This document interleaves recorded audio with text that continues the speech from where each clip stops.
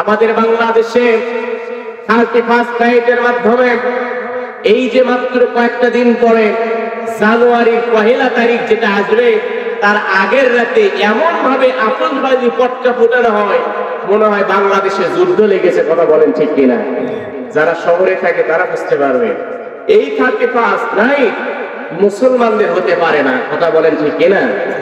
অথচ সুন্দরভাবে কোরআন থেকে বলছে, আমার পর্দার আন্দারা মা বোনেরা, ও আমার আগ্রার মায়েরা, আপনারাও গভীর মনোযোগ দেবেন। দেখেন কেমন মহিলা, কেমন তার প্রতি কোরআনের আকর্ষণ রয়েছে, আর কোরআনের জ্ঞান তার ভেতরে কেমন রয়েছে। আব্দুল্লাহ ইবনে মুবারক বললেন, ও মা, আপনি একটু বলুন তো মা, আপনি যদি 3 দিন ধরে এখানে পড়েই থাকবেন, আপনি কি খেয়েছেন? ওই মহিলাটিকে প্রশ্ন করার সঙ্গে সঙ্গে মহিলাটি সুন্দরভাবে কোরআন থেকে উত্তর দিলেন, আল্লাযী হুয়া ইত'ইমুনি ওয়া ইয়াসকিন।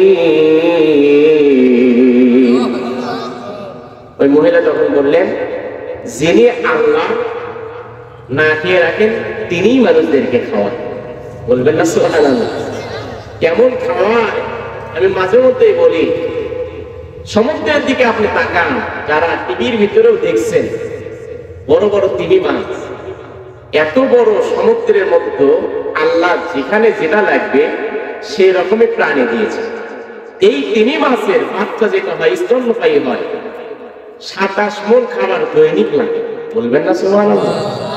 বলেন আল্লাহু আকবার। এখন 27 মণ যদি বাচ্চার লাগে, মায়ের কত লাগে? মায়ের দৈনিক খাবারটা কত লাগে বলেন তো? সেই খাবার দিচ্ছে কে? আর একটু জোরে বলেন কে? আমার প্রিয় গভীর মনোযোগ দেবেন। সূরা শুআরার ৭৯ নম্বর আয়াতে উল্লেখ করে ওই মহিলা বললেন, যিনি আমাকে খাওয়ায় তিনি আমাকে না খেয়ে রাখেন। এরপরে আব্দুল্লাহ ইবনে মুবারক বললেন, ও মা, আমি একটু আপনাকে খাবার দিতে চাই, আপনি একটু আমার কাছ থেকে কিছু খাবার গ্রহণ করেন। কিন্তু ওই মহিলা বললেন, সুম্মা আতিম্মু সিয়ামা ইলাল লাইল। ওই মহিলা বললেন, আল্লাহ ঘোষণা দিয়েছেন তোমরা যদি রোজা রাখো সন্ধ্যা পর্যন্ত পূর্ণ করো। এটার দ্বারা বুঝাইলেন কি? ওই মহিলা রোজা আছে। ওই মহিলা বুঝাইলেন আমি রোজা আছি। এক পর্যায়ে আব্দুল্লাহ ইবনে মুবারক বললেন, যেহেতু আপনি সফরে এসেছেন, আর যদি কেউ সফর হালতে আসেন, সূরা বাকারার ভিতরে আল্লাহ রাব্বুল আলামিন বলেন, ওয়া আনতাসুমু খায়রুল লাকুম। এর পূর্বে আল্লাহ আয়াতের ভিতরে উল্লেখ করে দিয়েছেন, যদি তোমরা সফরে থাকো, আল্লাহ রাব্বুল আলামিন বলেন, আল্লাহ তাআলা বলেন, তোমরা যদি সফরে থাকো, তাহলে এই সফরে থাকা অবস্থায় ইন মারিদান আও আলা সাফারিন ফাইদাতুম মিন আইয়ামিন উখর ওয়ালিল্লাযীনা ইউতিকুনাহু ফিদিয়াতুন তাআমু মিসকিন।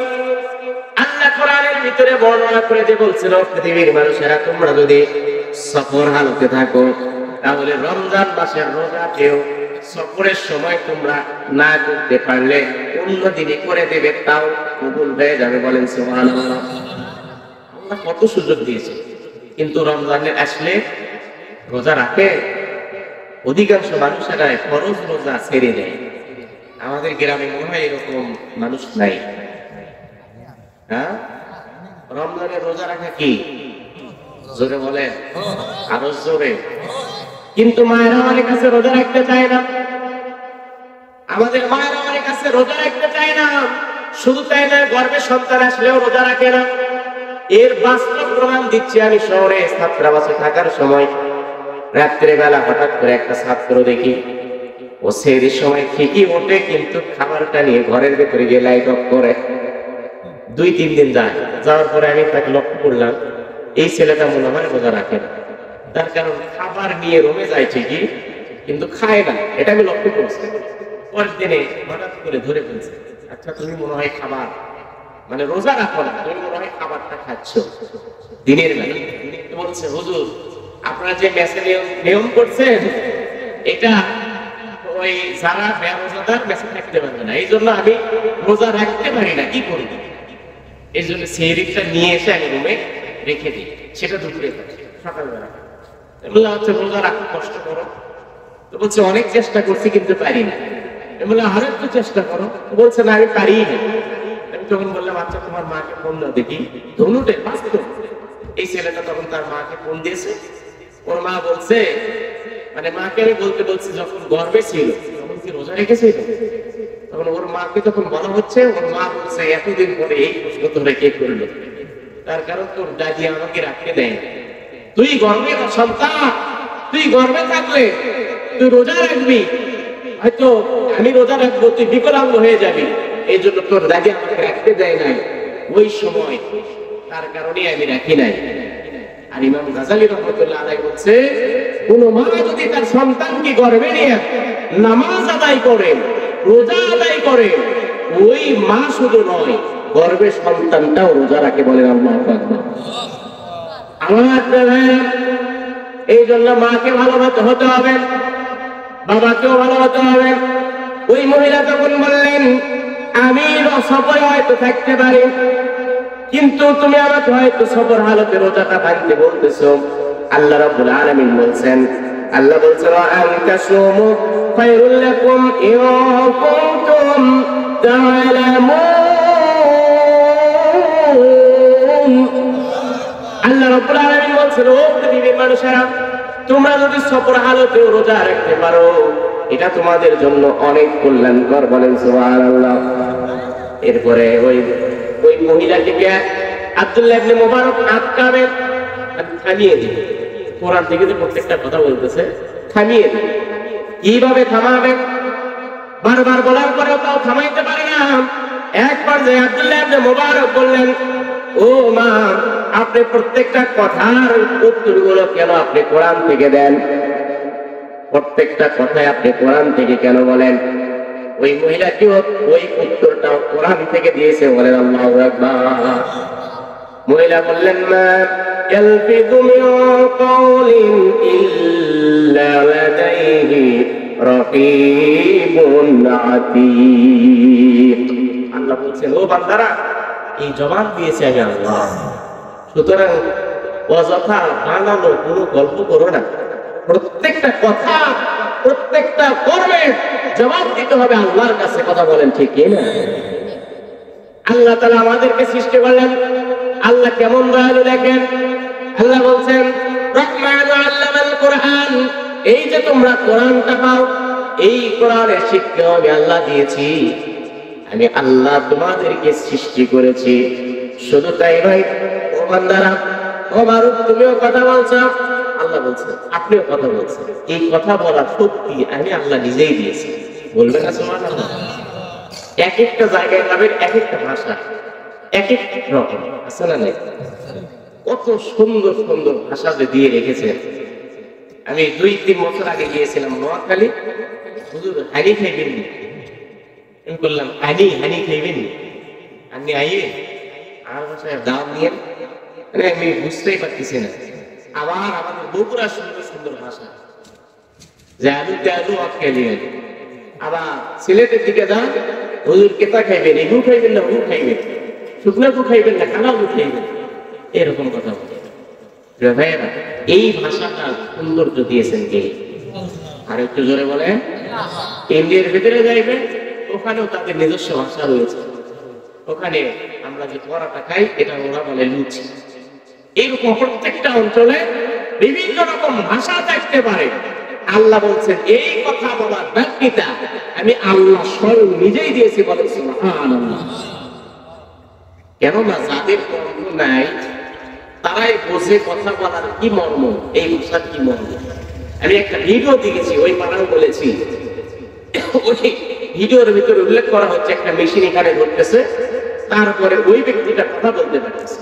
এক পর্যায়ে তাকে বলা হলো, আচ্ছা এই মেশিনটা বানানোর জন্য আপনার কত টাকা খরচ হয়েছে? ওই ব্যক্তি এই মেশিন ধরে বলতেছে, প্রায় 1.5 থেকে 2 লাখ টাকা খরচ হয়েছে শুধু এই মেশিন বানাইতে। এখানে ফুটো করা হয়েছে, তারপরেই কিছু মানুষ বুঝতে পারে, তাও আপ বুঝতে পারে। আর বিনা টাকায় বিনা খরচে যে আল্লাহ আপনাকে এত সুন্দর কণ্ঠ দিলেন, সে আল্লাহর শুকরিয়া আমাদের বেশি বেশি আদায় করা দরকার আছে না নাই? আমার এই জন্য আল্লাহ বেশি বেশি শুকরিয়া আদায় করতে হবে। ওই মহিলাটিকে আবার আব্দুল্লাহ ইবনে মুবারক আটকানোর চেষ্টা করতে লাগলেন। ও আব্দুল্লাহ ইবনে মুবারক, এবার আব্দুল্লাহ ইবনে মুবারক মহিলাটিকে বললেন, ও মহিলা, বলো তো মহিলা, তুমি যে হজ করতে এসেছো তোমার বাড়ি কোথায়? তোমার বাড়িটা কোথায় একটু তুমি আমাকে বলে দাও। মহিলাটি সেটাও কোরআন থেকে বলতেছে, বলেন আল্লাহু আকবার। আমাকে যদি কেউ বলে তোমার বাড়ি কোথায়, আপনাকে যদি কেউ বলে বাড়ি কোথায়, বলে দেবেন হয়তো বাড়ি আপনার গ্রামের না। কিন্তু মহিলাটি প্রশ্ন করার মানে আব্দুল্লাহ ইবনে মুবারক প্রশ্ন করতে লাগলেন যাতে করে তাকে আটকানো যায় যে বাড়ির কথা আর কোরআনের ভিতর নাই। এখন বলেন তো বাড়ির কথা কোরআনের ভিতরে আছে না নাই? আর একটু জোরে বলেন। সব সমস্যার সমাধান দিতে পারে। মহিলা কোরআন থেকে সুন্দর করে উত্তর দিচ্ছেন। মহিলা বলছেন, সুবহানাল্লাযী আসরা বিআবদিহি লাইলাম মিনাল মাসজিদিল হারাম ইলাল মাসজিদিল আকসা। আর একটু জোরে বলেন আল্লাহু আকবার। প্রশ্ন করতেছে তোমার বাড়ি কোথায়? মহিলা কোরআন থেকে উত্তর দিচ্ছে, সুবহানাল্লাযী আসরা বিআবদিহি লাইলাম মিনাল মাসজিদিল হারাম।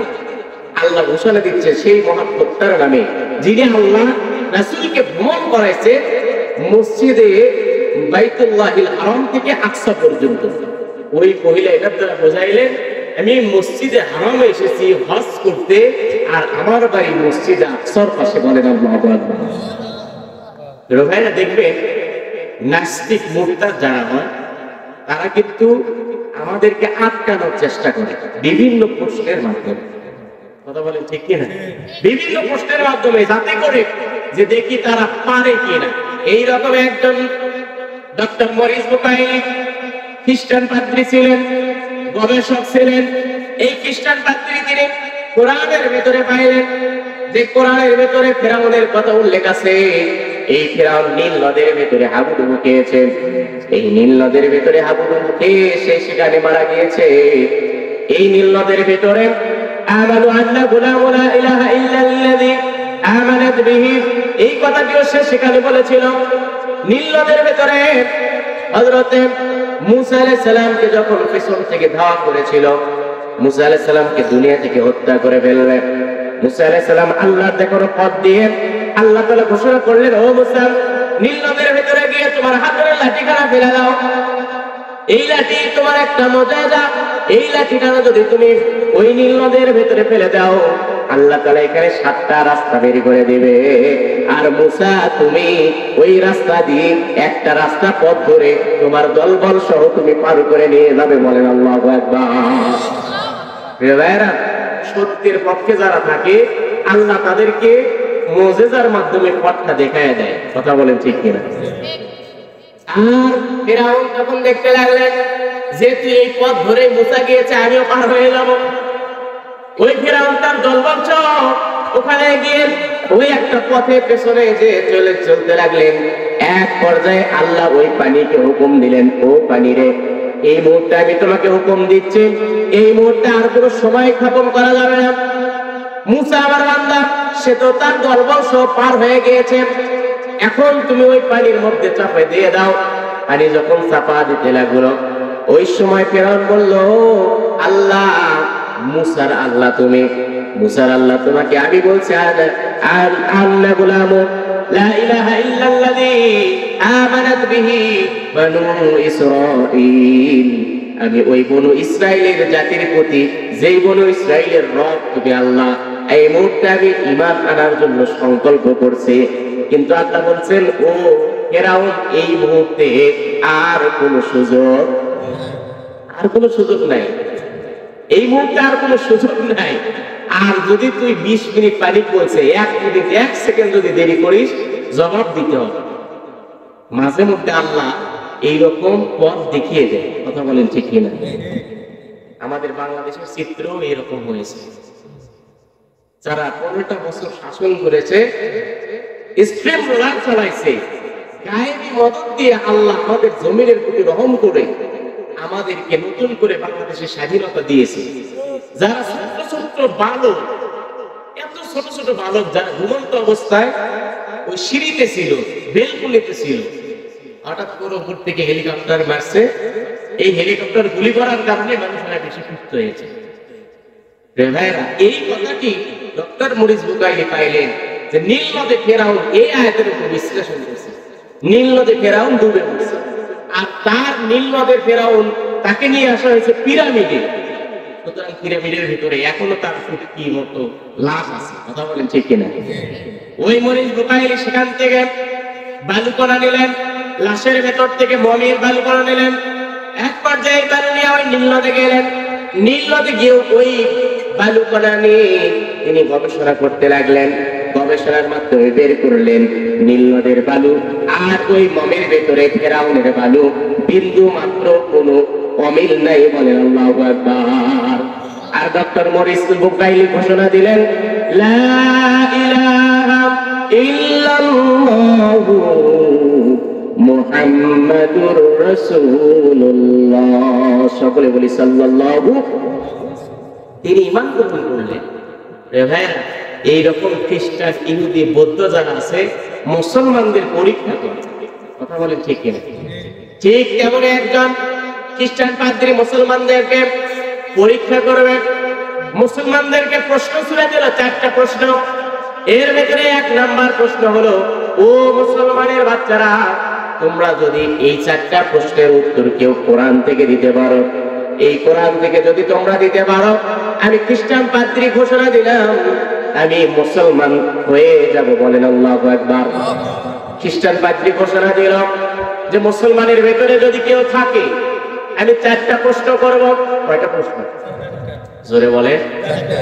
4টা প্রশ্ন করব। এই 4টা প্রশ্নের উত্তর যদি কেউ এই কোরআন থেকে দিতে পারে তাহলে আমি কথা দিলাম আমি মুসলমান হয়ে যাব। এখন বলেন তো, এই কোরআনের ভিতরে সবকিছু আছে না নাই? জোরে বলেন, আছে না নাই? সবকিছু আছে, কিন্তু 2টা জিনিস নাই। কয়টা জিনিস? একটা হলো লা রাইবা ফি, এই কোরআনের ভিতরে কোনো সন্দেহ, আরেকটা কোরআনের ভিতরে কোনো সন্ত্রাস নাই। আমার প্রায় ওই খ্রিস্টান পাদ্রী মুসলমানদেরকে প্রশ্ন ছুড়ে দেবে 4টা, কিন্তু এই প্রশ্নগুলো কে গ্রহণ করবে, কে উত্তর দেবে? ওই সময় তো এত বড় পাণ্ডিত্যপূর্ণ কোনো মুসলমান নাই, কিন্তু একজন ছোট্ট বালক, যেই বালকটা এসে ওই খ্রিস্টান পাদ্রীকে বললেন, ও খ্রিস্টান পাদ্রী, তুমি যদি 4টা প্রশ্ন করো আমি ছোট্ট বালক এই কোরআন থেকে একটা একটা করে উত্তর দিয়ে দেবো। বলেন আল্লাহু আকবার। 4টা প্রশ্নের উত্তর দিয়ে দেবো। আমরা ছোট ছোট বালকদের পছন্দ করতে চাই। ছোট্ট বালক সে উত্তর দিয়ে দেবে, পরিচয়টা দেব সে কি। আমরা অধিকাংশই তার মাযহাবের লোক। আমার প্রিয় ভাইরা, 1 নাম্বার প্রশ্ন হলো, বলো তো তোমাদের আল্লাহ এখন কি করছে? আল্লাহ এখন কি করছে? প্রশ্ন সহজ না কঠিন? উত্তর দিবে, কিন্তু ওই বালক বলতে লাগলো, এইরকম একটা মঞ্চ সাজাতে হবে আর সামনে হাজার হাজার মানুষ যারা আছে সবাই উপস্থিত থাকতে হবে। তাদের সামনে আমাকে প্রশ্ন করবে, আমি একটা একটা করে উত্তর দিয়ে দেব। দেখেন, তিনি চ্যালেঞ্জ দিচ্ছে যে যাতে করে ওই মানুষগুলো এটা শুনতে পারে, এরকম একটা মঞ্চ হতে হবে। বনি ইসরাইলের একটা বাস্তব ঘটনা। প্রশ্ন করবে 4টা। ওই খ্রিস্টান পাদ্রীকে বললেন একটা মঞ্চ তৈরি করতে হবে আর সামনে হাজার হাজার মানুষদেরকে দাওয়াত দিতে হবে। সম্মুখ মানুষদের সামনে আমি সেই চ্যালেঞ্জ গ্রহণ করে উত্তরটা দিয়ে দেব। এক পর্যায়ে তাই করা হলো। ওই খ্রিস্টান পাদ্রী একটা মঞ্চ ব্যবস্থা করলেন।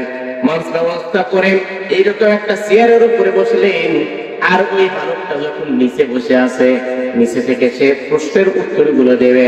এক পর্যায়ে যখন প্রশ্নটা চেয়ার থেকে করা হচ্ছে, ওই বালকটা সঙ্গে সঙ্গে বলল, ও খ্রিস্টান পাদ্রী, বলো তো যে প্রশ্ন করে আর যে উত্তর দেয় দুইজনে কি সমান হতে পারে? বলেন তো, যে প্রশ্ন করে আর যে উত্তর দেয় দুইজনে সমান হতে পারে? যে প্রশ্ন করবে সে নিচু লোক, আর যে উত্তর দেবে সে পাণ্ডিত্যপূর্ণ। সুতরাং আমি যদি উত্তর দেই আমি ওই চেয়ারে বসে দেব। বলবেন না আল্লাহু আকবার? এটার দ্বারা বোঝা যাচ্ছে চেয়ারের দরকার আমাদের আছে না নাই? বাংলাদেশে এই চেয়ারে যারা বসেছে, যারাই বসে চেয়ারে, তারাই উঠে গিয়ারে, কথা বলেন ঠিক কিনা? আর এই চেয়ারে বসাই তো তখন ক্ষমতার বাহাদুরি এমন দেখায়, এই চেয়ার থেকে আর নামতে। কিন্তু আল্লাহ বলছেন বেশি পারিস না, বেশি পারিস না, পারলে এক টান দিয়ে নামাবো আর উঠতে পারবে। কথা বলেন ঠিক কিনা? আমার ব্যাপারে এক নাম্বার প্রশ্ন করবে, তার পূর্বে বালক বললাম আমি ওই চেয়ারে বসে উত্তর দিতে চাই, আর তুমি নিচে চলে যাও, তুমি প্রশ্নকারী।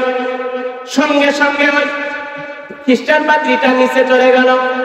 একবার যে এক নাম্বার প্রশ্ন হলো, বলো তো তোমাদের আল্লাহ এখন কি করেছেন? তোমাদের আল্লাহ এখন কি করছেন?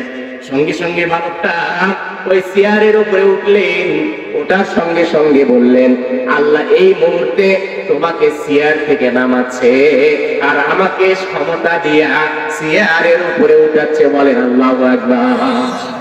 প্রমাণ কি? প্রমাণ হলো কোরআনের ভেতরে وَتُعِزُّ مَن تَشَاءُ وَتُذِلُّ مَن تَشَاءُ بِيَدِكَ الْخَيْرُ। আল্লাহ বলছেন এই কোরআনের ভেতরে যে وَتُعِزُّ مَن تَشَاءُ وَتُذِلُّ مَن تَشَاءُ, আমি ক্ষমতা দেওয়ার মালিক, ক্ষমতা কেড়ে নেওয়ারও। ক্ষমতা দেওয়ার মালিক কে? জোরে বলেন না কে? ওই বালকটা তখন বললেন এই মুহূর্তে চেয়ার থেকে তোমাকে নামানোর হুকুম দিয়েছে। আমরা অনেকে স্বপ্ন দেখায় 21 সাল 41 সাল, এমন আমার একজন ডায়লগ দিয়েছে, দেখতে দেখতে 15 বছর, মানুষ বাঁচে কত বছর। দেখেন না আপনারা? দেখেন নাই? বলছে যে দেখতে দেখতে 15 বছর, মানুষ বাঁচে কত বছর। ফখরুল সাহেব কোথায় গিয়ে উঠবো? আপনার বাসায় গিয়ে উঠবো, পরে হারকিন দিয়ে খুঁজে পাওয়া যায় না। কথা বলেন ঠিক না? এরকম নেতা যে দলের মধ্যে থাকে তারা হলো ভাইরাস। আমার দ্বিতীয় নাম্বার প্রশ্ন, তোমাদের আল্লাহ কোথায় আছে? দ্বিতীয় নম্বর প্রশ্ন কি? জোরে বলেন, তোমাদের আল্লাহ কোথায় আছে? বলতে পারবেন? বলতে পারবেন? আমাদের আল্লাহ কোথায় আছে বলতে পারবেন? ওয়াল আউয়াল ওয়াল আখির ওয়াল যাহির ওয়াল বাতিন ওয়া হুয়া আলা কুল্লি শাইইন কাদির। দেখেন রাস্তায় গিয়ে যাচ্ছে, বলছে আসমানে আছে, মানে মাইক ছাড়া মুখে বললেই তো শুনতে পারবে। রাস্তায় গিয়ে থেকে বলছে কি যে আসমানে আছে, আর আল্লাহ বলছে হুয়াল আউয়াল ওয়াল আখির ওয়াল যাহির ওয়াল বাতিন ওয়া হুয়া আলা কুল্লি শাইইন কাদির। আল্লাহু আকবার। আল্লাহ বলছেন ও পৃথিবীর মানুষেরা শুনে নাও, জেনে নাও, তোমার সামনে পেছনে ডানে বামে যিনি আছে তিনি হলেন একজন এক আল্লাহ। আল্লাহ এক আল্লাহ, কিন্তু উত্তর দিতে হবে দলিল ভিত্তিক। কোরআন থেকে এটা বলেছে, কিন্তু আল্লাহ কোথায় আছে দেখাতে হবে তো। আল্লাহ কোথায় আছে? সঙ্গে সঙ্গে পরাক্রম মারছে সরকারি বলতেছে যে আচ্ছা তোমাদের, তুমি তো বললা যে আল্লাহ এই মুহূর্তে এখানে আছে, উত্তর দিয়েছে এখানে আছে। সর মারছে, যখন আঘাত করছে তখন বলতেছে আমার তো লাগলো। কোথায় লাগছে? বলছে এখানে। ওই দেখা তো যাচ্ছে না। ওই বালকটা বলছে তোমাকে যে আমি মারলাম, দেখা যাচ্ছে? তুমি দেখাও আমাকে। বলছে না এখানেই লাগছে, এখানে এখানেই মারছে। এরকম প্রশ্ন যারা করলে মাঝে মধ্যে তাদেরকে পিলানি দেওয়া দরকার। কথা বলেন ঠিক কিনা? আমার সঙ্গে সঙ্গে বললেন না এখানেই মারছো। বলছে কোথায়? তুমি দেখাও আমাকে। বলছে আমি দেখাতে পারছি না, কিন্তু অনুভূতি হচ্ছে, অনুভূতি হচ্ছে যে তুমি এখানে মারছো। ঠিক তেমন এই বালকটা বললেন আমাদের আল্লাহকেও ঠিক সেভাবে দেখা যায় না। আমাদের আল্লাহকে একজন দেখতে চেয়েছিল, তিনি হলেন মুসা নবী। তিনি কোন নবী? মুসা নবী আল্লাহকে বললেন রব্বি আরিনি, রব আমি আপনাকে দেখতে চাই। আল্লাহ বললেন লান তারানি লা তুদরিকুহুল আবসার, কোন দৃষ্টি শক্তির সামর্থ্য নাই যে আল্লাহকে ডাকে, যে আল্লাহকে দেখে, দেখতে পায়। কিন্তু মুসা বারবার জেদ ধরলেন ও আল্লাহ আমি আপনাকেই দেখতে চাই, রব্বি আরিনি, ও আল্লাহ আমি আপনাকেই দেখতে চাই। কিন্তু আল্লাহ বললেন তুমি না আমাকে দেখতে পারবে না, আর কোন দৃষ্টি শক্তির সামর্থ্য নাই। লা তুদরিকুল আবসার, কোন দৃষ্টি শক্তির সামর্থ্য নাই যে আল্লাহকে দেখে। কিন্তু মুসা নবী ছিলেন জেদি নবী। কি নবী? জেদি নবী। এক পর্যায়ে আল্লাহ ওই মুসাকে বললেন ও মুসা যাও তুমি ইযহাব ইলা ফিরআউনা ইন্নাহু তাগা, যাও তুমি ওই ফিরআউনের কাছে দাওয়াত নিয়ে যাও। যখন আল্লাহ বলছে ফেরাউনের কাছে দাওয়াত নিয়ে যাও, মুসা তখন ধরলেন, এই তো পয়েন্ট পাইছি, এই মুহূর্তে আমি আল্লাহকে ধরবো এবং আল্লাহকেও দেখবো। যখন আল্লাহ বলছেন ও মুসা যাও ফেরাউনের কাছে, তখন ফেরাউনের কথা যখন বলেছে, মুসা বলছে আচ্ছা তুমি কার কাছে দিনের দাওয়াত দিতে বলতেছো? ফেরাউনের কাছে। আচ্ছা ফেরাউনের কাছে যদি আমি যাই, ওই ফেরাউন যদি বলে তুমি কার দিনের দাওয়াত নিয়ে আসছো? আল্লাহ। তো ওই আল্লাহ সম্পর্কে যদি বলে, আর যদি ওই ফেরাউন বলে তুমি তোমার আল্লাহকে দেখছো, কি ক্রিটিক্যালি দেখছেন যে আমি তার কাছে দিনের দাওয়াত নিয়ে যাব, তুমি কি সে আল্লাহকে দেখছো? তাহলে কি করতে হবে? আল্লাহ তোমাকে দেখা দিতেই হবে, না তুমি পারবেই না। কিন্তু মুসা নবী বললেন তাহলে তোমার দিনের দাওয়াত তুমি দাও ফেরাউনের কাছে, আমার দরকার নাই। সুবহানাল্লাহ বলবেন না? সরে বলেন সুবহানাল্লাহ। তোমার দিনের দাওয়াত তুমি দাও, যাও। এক পর্যায়ে যে ধরলেন, আল্লাহ বললেন তাহলে তাকে দেখা দিতেই হবে। ওই তোর পাহাড়ের কথা বললেন, ৮,০০০ কিলোমিটার পথ, এত দূরের পথ বললেন যাতে করে ওই মুসা ওখানে পৌঁছাতে না পারে। কিন্তু আল্লাহর প্রতি এমন মায়া, এমন দয়া, এমন অনুভূতি, ওই আল্লাহকে আমার দেখতেই হবে। এখন আগ্রহ মুসলমান বলেন তো আমরাও আল্লাহকে দেখতে চাই কি চাই না? হাত বলেন তো দেখি কারা কারা চান না? দেখছেন চান না? এখানে স্টেজে হাত তুলছে, না বুঝে হাত তুলেছেন, তাই না? মনোযোগ কিন্তু মাহফিলে কম থাকে। আসলে আমরা না বুঝে হাত তুলেছি। আল্লাহ বলছেন ইন্না রাহমাতুল ইনদাল্লাহি আতকাকুম। ও বান্দা, না বুঝে হয়তো হাত তুলেছো, কিন্তু অন্তরে তোমরা তো আল্লাহকে দেখতেই চাও। কথা বলেন ঠিক কি না? আর আল্লাহ বলছেন আমি তোমাদের অন্তরেরটা গ্রহণ করবো। বলেন আল্লাহু আকবার, লিল্লাহি তাকবীর। বক্তা এখন আসেনি, ওইদিকে দেখা যাবে না, একটু মাঝে মধ্যে তাকবীর দেওয়া দরকার আছে না নাই? আমার প্রিয় ভাইরা, ওই মুসা নবী বলেন আমি তোমাকে দেখতেই চাই, দেখতেই চাই।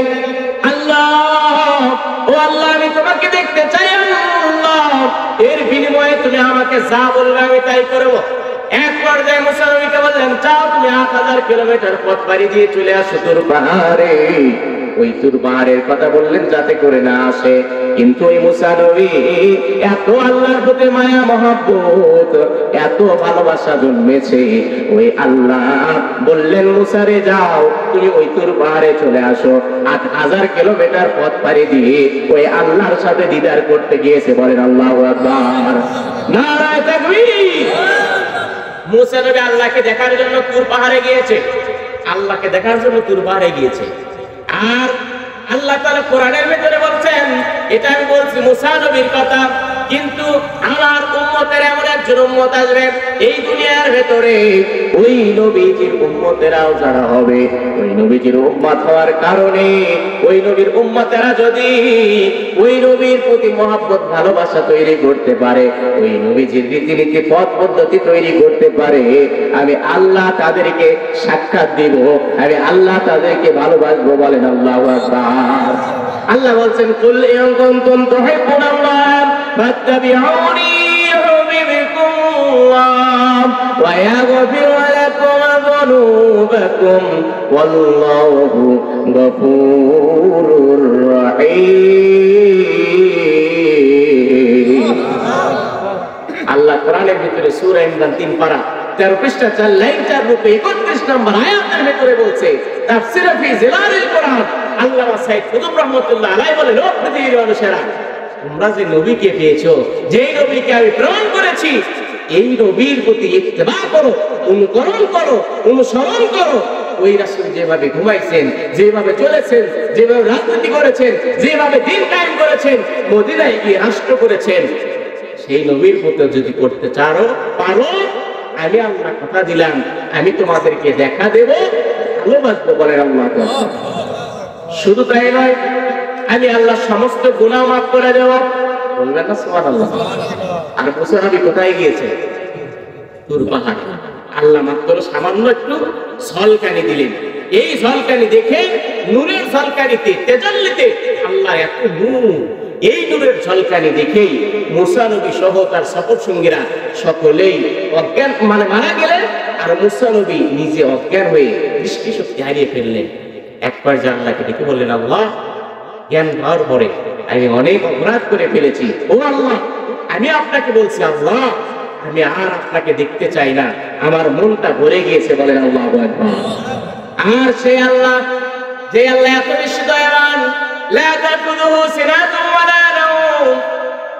আল্লাহ তাআলা বলছেন, ও পৃথিবীর মানুষেরা, আয়াতুল কুরসির ভিতরে আমি আল্লাহ বলছি, শুনে নাও, জেনে নাও।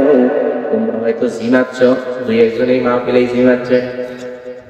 কি তাকবীর দেন তো দেখি, লিল্লাহি তাকবীর। আচ্ছা, একটু ভাগ করে দেব। এই যে আমার কই, এই পাশে যারা আছেন এই পাশে একটু তাকবীর দেবেন, আর এই পাশে যারা আছেন তারা তাকবীর দেবেন। প্রথমে এই পাশে তাকবীর দেবেন যারা জয়লাভ করবে। দেখি কারা জয়লাভ করতে পারে।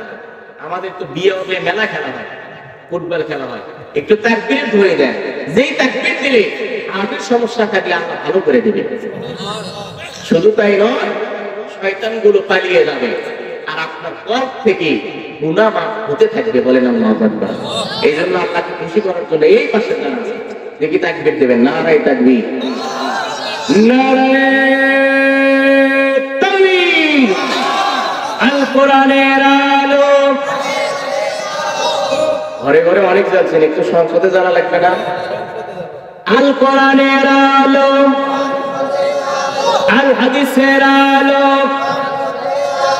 তোমার নেতা আমার নেতা, নারায়ে তাকবীর। এই পাশে আছেন দেখি তাকবীর দেন। নারায়ে তাকবীর।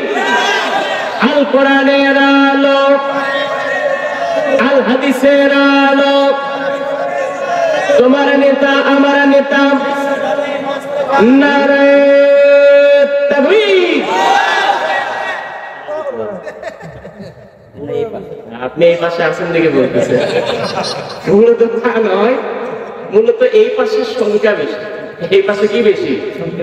আমার ভাইরা গভীর মনোযোগ দেবেন। আমরা আল্লাহকে দেখতে চাই কি চাই না? আমরা এমন নবীর উম্মত হয়েছি যেই নবীকে অনুসরণ করতে পারলেন আল্লাহ নিজে আমাদেরকে সাক্ষাৎ দেবেন। বলবেন না সুবহানাল্লাহ? শুধু তাই নয়, আল্লাহ রাব্বুল আলামিন ওই সকল মানুষদেরকে জান্নাতের ভেতরে নিয়ে গিয়ে আল্লাহ তাআলা নিজেই কোরআনের আয়াতগুলো তেলাওয়াত করে করে শোনাবে। বলেন আল্লাহু আকবার। ওই নবীকে কেমন করে অনুকরণ করতে হবে, অনুসরণ করতে হবে, চলুন তো একটু দেখি ওই নবীকে কেমন অনুসরণ করেছেন। মুসআব ইবনে উমাইর রাদিয়াল্লাহু আনহু, তিনি একজন আল্লাহর নবী সাহাবী। তিনি এত বেশি আল্লাহর নবীকে অনুকরণ করেছেন যে মুসআব ইবনে উমাইর রাদিয়াল্লাহু আনহু শরীরের ভিতরে যদি কোনো পোশাক পরতেন 200 দিরহাম, ওই সময়ের আমলে ওই 200 দিরহাম দিয়ে কাপড় পরতেন। 200 দিরহামের নিচে কোনো কাপড় পরতেন না। শুধু তাই নয়, যে আতর সুগন্ধি ব্যবহার করতেন, এই সুগন্ধি যদি নিজের শরীরের ভিতর দিয়ে গিয়ে কোনো রাস্তা দিয়ে যাইতেন, আশেপাশের মানুষেরাও সেই সুগন্ধি গুলো পাইতেন। বলেন আল্লাহু আকবার। ওই মুসআব ইবনে উমাইর রাদিয়াল্লাহু তাআলা আনহু আমার নবীর প্রেমে মাতোয়ারা হয়ে গেলেন। এক পর্যায়ে আমার নবীজির হাতে কালেমা পড়বে, মুসলমান হবে। আমার নবী তখন বললেন, ও সাহাবীরা, ও মুসআব ইবনে উমাইর, তুমি ইসলাম ধর্ম যদি গ্রহণ করো, তোমাকে পরিবার ছাড়তে হবে, রাষ্ট্র ছাড়তে হবে, তোমাকে ঘর ছাড়তে হবে হয়তো, অথবা তোমার এই দেশটা ছেড়ে চলে যেতে হবে। ও মুসআব, তুমি কি এইসব মানতে রাজি আছো? গভীর মনোযোগ দেন, আর মাত্র কয়েকটা মিনিট আপনাদেরকে বিরক্ত করে চলে যাব। এই মুসআব ইবনে উমাইর রাদিয়াল্লাহু তাআলা বললেন, ও নবী,